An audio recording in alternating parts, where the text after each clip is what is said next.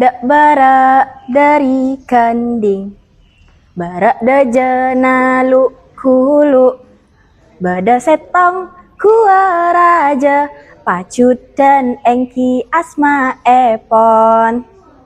Hello everyone, thank you for coming to my channel. Now, I am Zahra ataupun Nisa, and I would like to tell you guys about a story.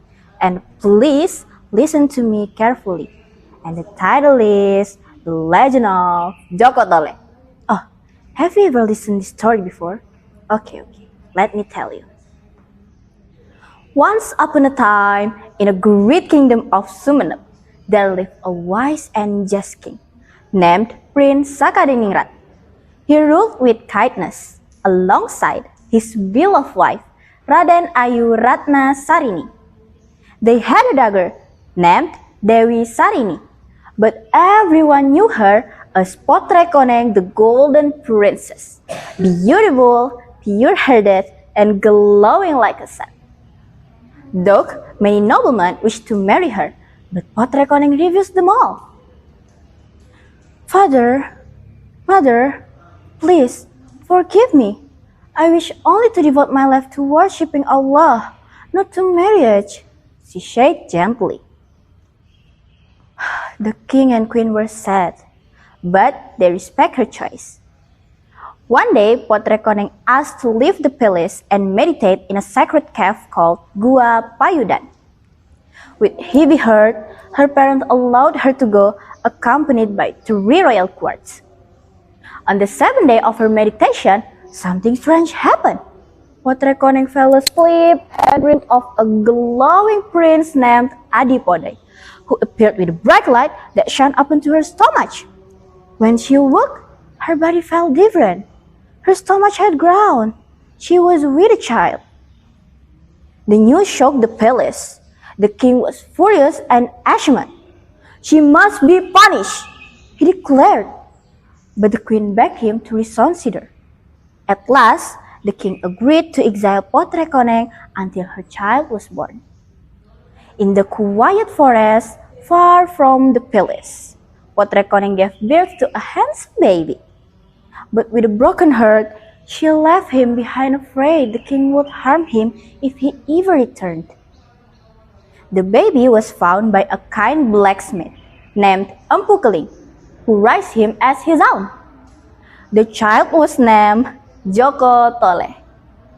Joko Tole grew into a strong and talented young man. He became a master blacksmith, even greater than his foster father. People said he used his knees as anvils, his hands as hammers, and his fingers as tongues.